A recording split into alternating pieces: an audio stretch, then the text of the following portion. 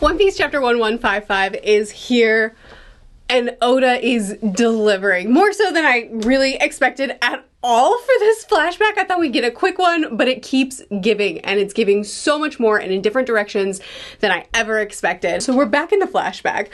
Okay, so Loki has just thrown himself off of the mountain, off of the top of the sun realm, in the same place, same location as his mother had previously thrown him. This is him trying to escape the horribleness that is his life.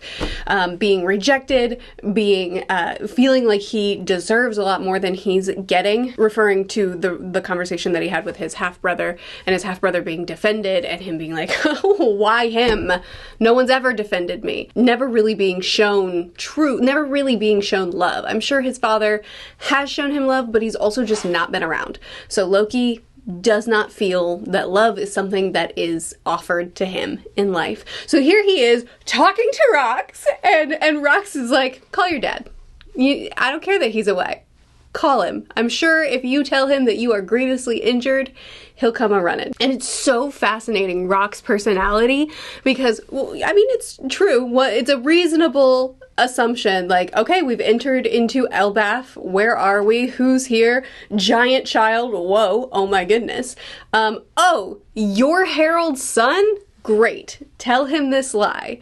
Oh, you're not gonna do it? Okay, well, we'll make it not a lie then. But keep in mind, Loki, while being a child, is huge and unbelievably powerful. He's already displayed his strength so much. And so for this puny human, as Loki puts it, to hit him one hit and really actually cause this kind of pain, like we can see him crying out in pain, really actually cause this kind of damage to him already before we see what else is to come in the chapter, it shows Rock's strength. But of course the main thing of notice is Loki saying, plus it's not like Dad would come back home just because I got hurt. It's so interesting to me that every interaction that we have seen between Harold and Loki has been one of tenderness and love.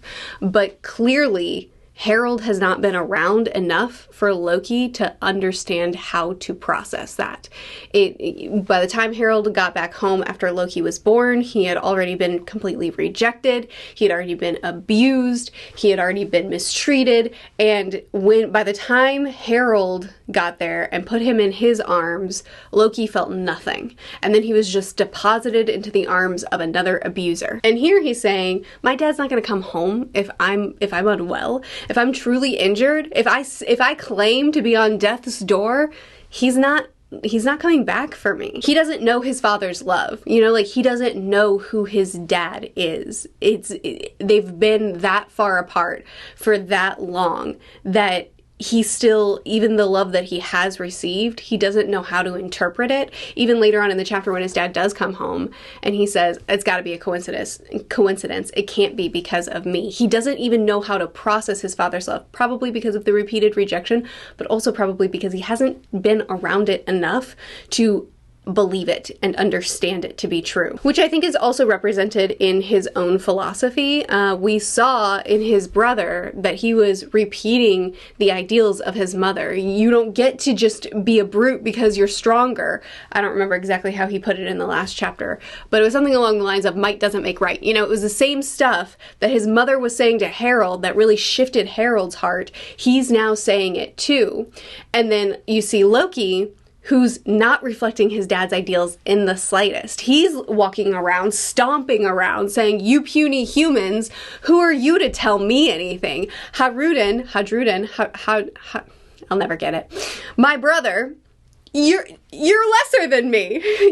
Your blood isn't as good. You don't get any of the privileges that I get. Harold has respect and love for all life, and he believes in community and in taking care of one another and mutual respect and mutual aid.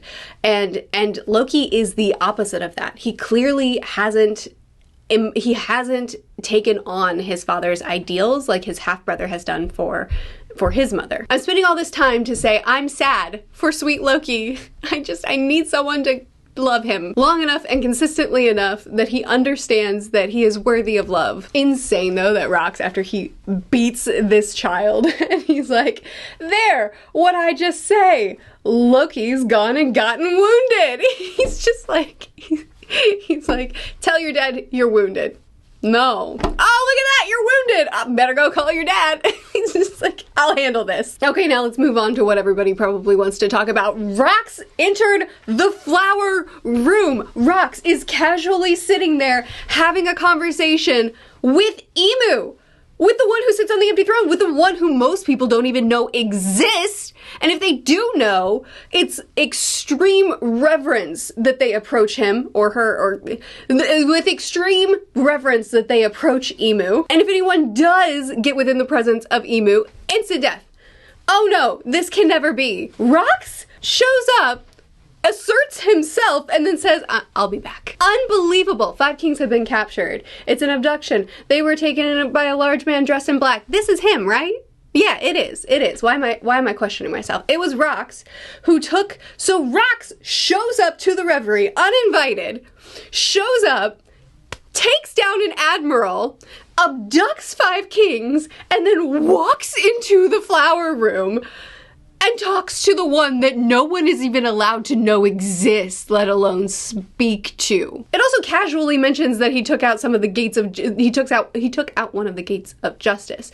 So all these things we've seen, like we know that no one enters the flower room. We know that infiltrating the reverie isn't an easy task. We've seen the admirals fight. We know how powerful they are. Well, I mean, we're not going to talk about Green Bull, but we'll talk about, you know, Aokiji and Akainu. We know how massive and sturdy the gates of justice are. And here we have Rox showing up and just casually taking care of all of it. Talking face to face with Emu, and then leaving unscathed. You spend a lot of time building up a character, you know, to the point that the whole fandom is excited to see them in action, and then you finally start showing that character on page, and it could be really satisfying, it could be a complete disappointment. And Rox, we're not even seeing the God Valley incident at this point, but everything we see just drives the hype up so much, and because we know how powerful all these things that are just casually being mentioned are. We know how difficult it is, and Rox is making it look easy. Oh man. Okay. All right. So anyway, the lives of the kings are no threat to Mu, so Emu doesn't care. I'm not going to be threatened by this, Rox. And Rox is like, maybe not, but your holy land seems to be pretty disturbed right now. Seems like I've left an impression. Like, oh my goodness, the audacity. On top of that, we still haven't even, we're still so early on. On top of that, we also have the reveal of Emu's servant, and a lot of people are saying that she looks like Gunko. I'm not 100% sure. Yes, she does look like Gunko, but so does every other woman in One Piece. It's really hard to tell them apart. You know, like, she could be Gunko, or she could be a totally new character, and we don't know. Her eyes don't match. The hair could match if we just, like, you know, chop it or bind it up, then it would work. But the eyes, we have one dark and one light. Now, when Emu possessed her, her eyes turned ringlets like Emu's, but that's not what's happening here. So it looks like her natural state is one light, one dark. Now, a lot of reasons why it could be Gunko. One, the one that Emu takes possession of when he wants to personally, you know, personally be in the middle of a matter without revealing himself. That being the person that directly serves him, that makes sense. So it makes sense that it would be Gunko here. Plus, the one dark, one light eye makes sense as far as the reversey thing that we've been seeing done. Just visually, I like the idea of her eyes being one dark, one light. And it is certainly possible that her eyes can shift. So maybe her natural state is one dark, one light, and then when Emu sent her on the quest, on the mission, she just changed her eyes to two dark, I don't know, to blend in better. And not like she was trying to blend in this environment whatsoever. I don't know. I like the idea of it being Gunko, and I think that there are threads that make it make sense, but also, I don't know. She could just be Nami clone number 365. Anyway, talking about Rox again. The man described himself as a worshiper of Davy Jones, which is interesting. I suppose that must mean, because we know that he he collected his crew through Davy Jones fights, Davy Back fights. So it could just mean that he's extremely loyal to the Davy Back system, like that is how he works, how he functions. Or it could be something tied to ancient history that he knows that we don't yet know, and he's a loyal follower of whatever mission Davy Jones had in life or in his time in history. But Rox knew that he couldn't do anything at this point, which is crazy because he's already done so much. But he knew that he couldn't go further than this. So he knew, I can't topple everything now, but what I can do is I can walk into your flower room that most people don't even know about and definitely no one can walk into. I'm gonna do that. I'm gonna sit right here, have a conversation with you, and let you know that I'll be back. Now, he could be referring to the God Valley incident when he returns and actually causes total chaos, or he could be referring to his will return. I don't know if I assume, I'm almost positive by now Blackbeard should have been born. So Blackbeard certainly did inherit his will in one way or another, which we'll talk about in a moment. So he could also be talking about the next generation. I don't know. It's exciting. At the same time, we have Harold also sneaking in to the Holy Land, which, you know, when he said, I got someone to steal a soldier's uniform for me, how it could have fit him, I don't know. What do you mean? Who had a soldier's uniform this large? Anyway, I had someone steal a soldier's uniform for me and I snuck in. Harold, no you didn't. There's no way that he was sneaky about this. And he clearly did sneak in. He did not sneak out. You have the Celestial Dragons over here just being horrible, wanting to kill him, wanting to stuff him, wanting to get a slave a slave like him. Or no, actually him. I desire him for a slave. Oh, they're the worst. As Harold is running through the streets, this giant ball of fire. Like, look at him at scale. The sole of his shoe is bigger than the largest person on the ground. So this giant of a man, a flaming fireball, running through the streets, screaming, whoopsie, super sorry, did you need to light me a fire though? Oh my goodness. I love the interactions between Harold and Rox. The two running, seeing each other in their wake. Harold saying, this has got to be the guy that I'm getting blamed for. I cannot be the fall for this guy. And then you have Rox saying, well, he's just shocked that there is a giant in the Holy Land. Their clash is so awesome. I love this whole panel with the hockey streaking out from them. Harold's sword is nearly, Rox is nearly as tall as Harold's sword is wide. And yet, Rox holds his own. And yet, the clash is equal. Oh, it's so cool.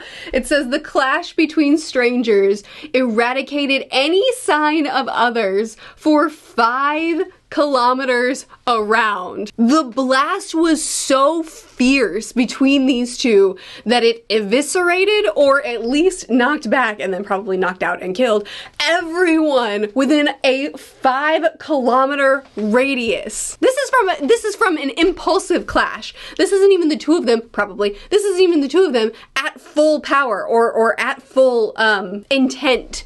This is just the two of them, like, running into each other and clashing. Rox is thrilled by this. He's just like, name yourself. I bet he probably saw a giant and thought, what? And then clashed with him, felt his strength, and said, oh, I'm interested. But their back and forth is so fun, you know, like Rox is laughing, name yourself. Harold is laughing, I'm Harold. They have the joy of this fight, the joy of this chance meeting of two powerhouses. And then Rox is actually warning him, hey, you need to leave because they will try to enslave you here. Harold, of course, is like, why though? Why would they do that? I'm such a nice guy. I just want to talk. But Rox understands. Rox understands the kind of people that they're working with in this place, and he's like, get out. Here's what you need to do. Here's how you need to direct your force. You need to leave. And it's just so fascinating to me that he's so powerful, that he's so strong, and he sees someone of equal might, or at least, you know, I don't know, but someone of a measurable might, and instantly wants to befriend him, wants him to join his crew, wants him to get out alive, hops on his shoulder, and is like, if you survive this, let's meet again. To him, this is a potential comrade. This is someone that could help him conquer the world. To Harold, it's probably just a very overwhelming experience because he came to negotiate, got set on fire, and then met a man who could match him, hopped on his shoulder and was like, you should probably leave. Didn't quite go the way that he thought it would, but to Rox, he's like, this is someone that I'm gonna pursue. And look at his bounty poster. Jay may have his agendas, but I get to have mine too. Look at his bounty poster. Look at how much he looks like my boy Buggy. It's so fascinating to me that after his many crimes that day, Rock's name was launched into infamy and his deeds stunned the rest of the world. The rest of the world doesn't know. Like, they have no idea because they're not allowed to know about Emu, the flower room. Like, half of what Rox did, they're not even allowed to they're not even allowed to have that on the bounty or on the list of crimes that he's committed. And so the rest of the world is like, oh no, Rox, but they don't have any idea. So he attacked a ship laden with heavenly tributes en route to the Holy Land. Not only that, but he destroyed the Gate of Justice and fled once again. We already talked about that. His activities were always hostile toward the government, but now he's going after the pirates. And the way I'm seeing this scene is he has his list of wanted posters of those that he wants, right? So he's using it as like a Rolodex of future crewmates. He's collecting the ones that he's like, that one, I want that one on my crew. And he's utilizing the Davy back fight for his crewmates, which I didn't realize this was a common fan theory. This isn't something that I had ever heard before, so if that was one of your theories, good on you, because I had never even considered it. I personally like Long Ring Long Land as an arc because I'm pretty much manga only, so I actually did watch the anime for that one. That was when I tried to get into the anime alongside of my reading, and boy, it wasn't as good. But just for the manga, it doesn't go on crazy long. I thought that it was a great reprieve. It was fun. I love the concept of the Davy back fight. And Rox is utilizing it in a way that really benefits him. He's getting powerhouses on his crew that ordinarily probably wouldn't have joined him up.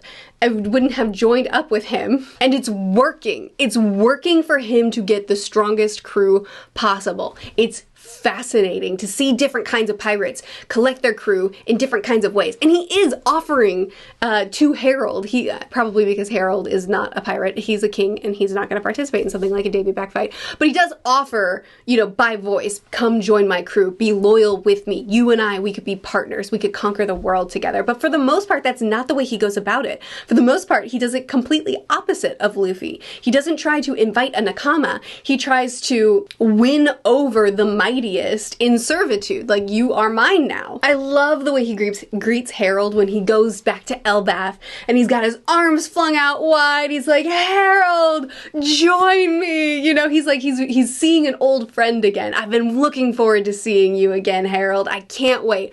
Join my crew. Let's conquer the world. And Harold's like, no. Are you crazy? Like, joining up with you is going to ruin all of these alliances that I've built up, all of this goodwill that I've built with other kingdoms. Joining with you, with your reputation and your acts, it's not, no. It's gonna unravel everything that I've been building up. And Rox is just like, who cares about them? So interesting to me that Rox wants Harold not for his assets, not for his wealth or his kingdom or the power, the political power that he has in the world. He wants none of that. He just wants Harold. He sees potential in the person and not someone as a political tool or, because of his status that makes him valuable. It's just, Harold, you're strong. You and me, we could level the world. We could conquer so much. He says, Elbaf is a nation of almighty warriors. Anything you don't like, you can just smash to bits. This is very much recalling who Harold used to be. You know, the type of person that he was known to be before he met his first wife. And Rox is like, go be that again. Like, go do that. That'll work out for my plans. And Harold's like, no, that's the past of Elbaf. We're moving forward into something new. Rox says, people's nature doesn't ever change. I know that fighting blood in your veins is bubbling over. Sorry.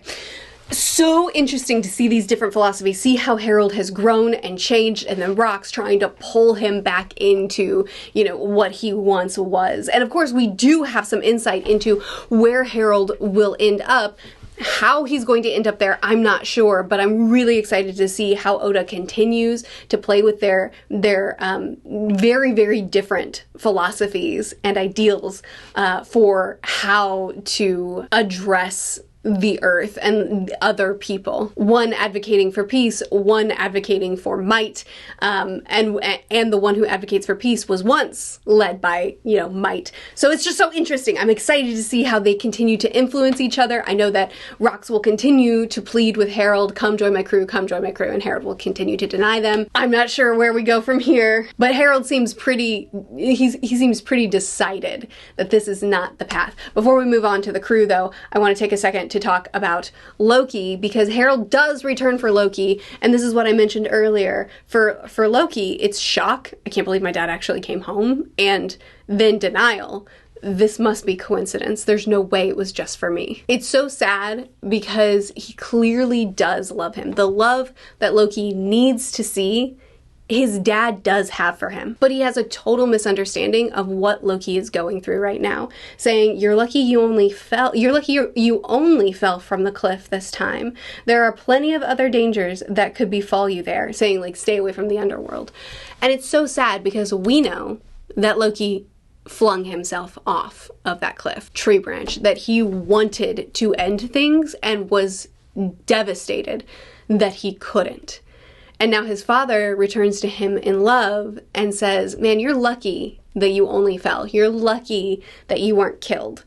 And Loki is thinking, what a shame that I wasn't killed. So Harold, who does love his son, is not around enough that Loki can understand the love that he has or can receive it. And Harold, who loves his son and wants him to be safe, doesn't understand what actually put his son here. Well, what actually put his son here was Rox, but you know what I mean. Like, he doesn't understand the desperate state that his kid is in. And I think if he did, he probably would say, okay, come to sea with me. Stay closer with me. You're actually not safe here like I thought you were. But it just breaks my heart. Loki's story just breaks my heart. Anyway, I mentioned earlier that clearly Blackbeard has retained some of his father's will. Okay. Here we go. So Harold is saying, hey, maybe don't follow Rox. This is not gonna end well for you. And they're all just laughing. Shiki is like, what? Follow? No. We're all individuals. If Rox dies, it won't affect the rest of us in the least. Interesting.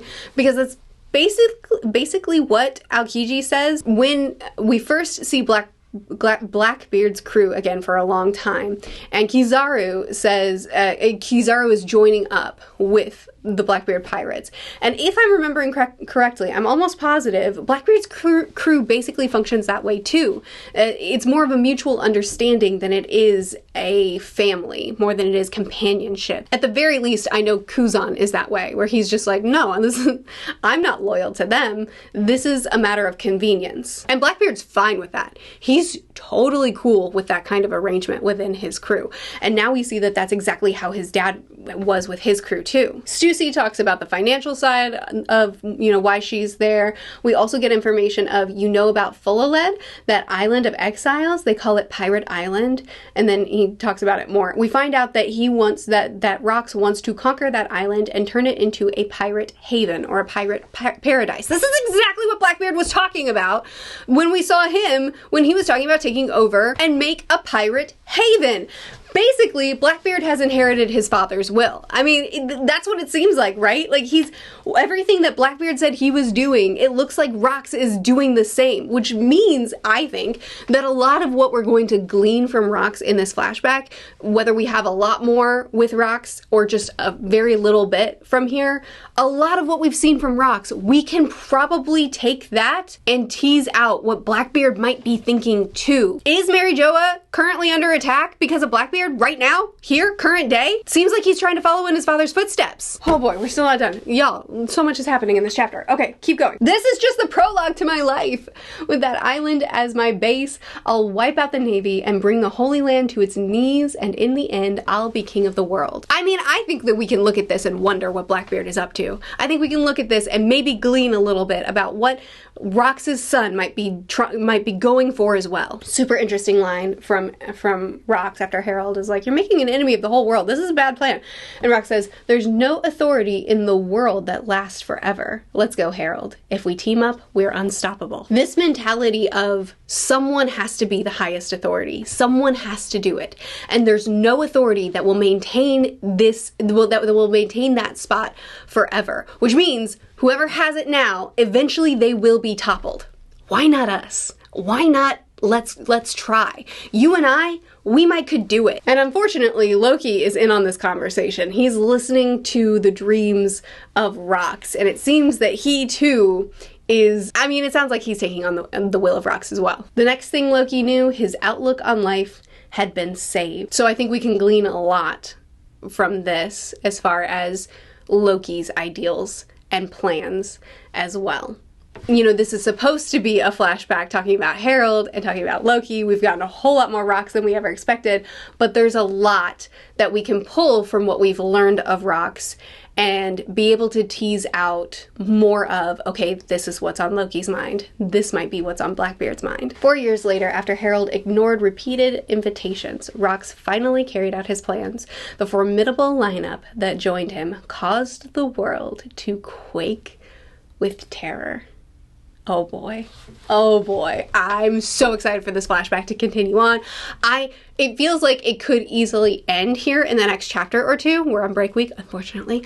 It feels like we could wrap it up in a chapter or two, but I really hope we get 5 or 6 more because I'm really enjoying this. And we still have a lot to cover. And, you know, Oda could easily skip around a little bit from here. We've got a really good base. And from there, he could kind of build quickly, or he could keep building a little bit more slowly, and I really hope he chooses slowly because I'm loving this flashback. We're getting so much more out of it than I ever anticipated. I thought it was gonna be good. I knew it would be good, but I didn't expect all of this. Whew. Great chapter, awesome chapter. I have no complaints, no notes. Please do chat with me more about it in the comment section. Tell me what you thought about it, what you loved, things that I didn't talk about that you want to discuss a little bit more. Please chat with me more there.